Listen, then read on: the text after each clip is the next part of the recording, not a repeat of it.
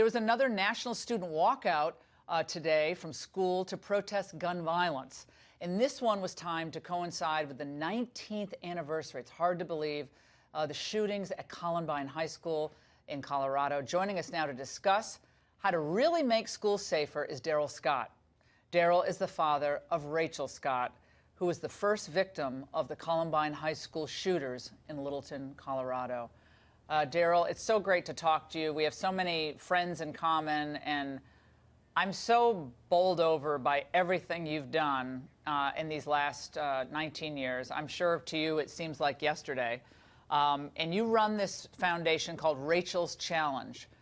Tell us how you think it's the best way to proceed to actually stop these school shootings. Well, thank you, Laura. It's great to be here with you. I really want to applaud young people for wanting to make a difference and for marching for what they believe in. I want to just gently challenge them to focus on more than just gun control, because Eric and Dylan, the shooters at Columbine 19 years ago, said in a camera, you're going to change the gun laws, you're going to add more gun laws, and it's not going to stop people like us from doing what we do. And I'm as passionate about change as these young people are. In fact, when the cameras go away, when the passion dies down, my challenge to all the young people is to maintain their desire to end the violence. And our family has chosen to do that over the last 19 years. We created a program for schools. We reach about 1 to 2 million students each year, over 25 million over the last 19 years. And we've seen 7 school shootings prevented. And we've seen an average of about 3 suicides prevented every week. There's far more suicides than there are school victims of school shootings. Right. And we've done that through a message of kindness, compassion, and helping connect people to one another. Because when there's violence or when there's reaction to these kind of situations, we can do one of 3 things. We can hate and we can retaliate. Dr. King told us that hate will not remove hate, only love can do that. So we can hate and retaliate, we can debate and demonstrate, or we can relate and communicate. And relating and communicating is what our message has been, and we see the fruit of that. I want to play for our viewers a description of Rachel's writing, your daughter's writing. Let's listen. She understood the power that a simple act of kindness can have.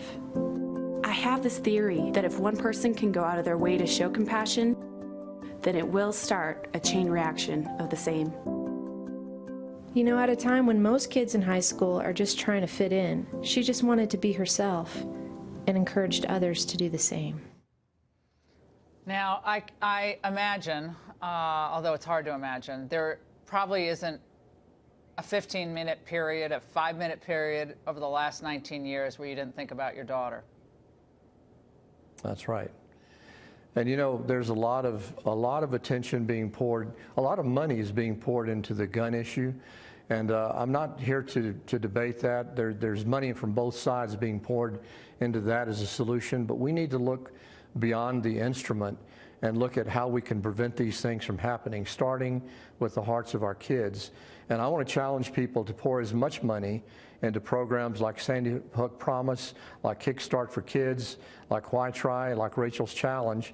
We have a friend, Foster Freeze, who has put up $2.5 million from now through the end of July. And every one of you who donate $5, $10, it's going to be doubled to Rachel's Challenge. You can go to rachelscott.org or rachelscott.com, and it's going to help us reach a lot more kids. Darrell, this is this is a perfect way to end this week. Something incredibly positive, incredibly compassionate, and real. Person touching person. Thank it's you. not through a screen.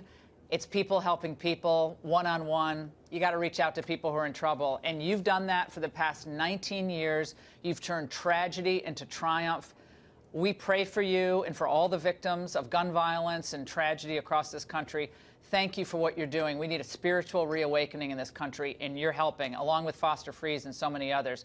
And you got a donation coming from me, my friend.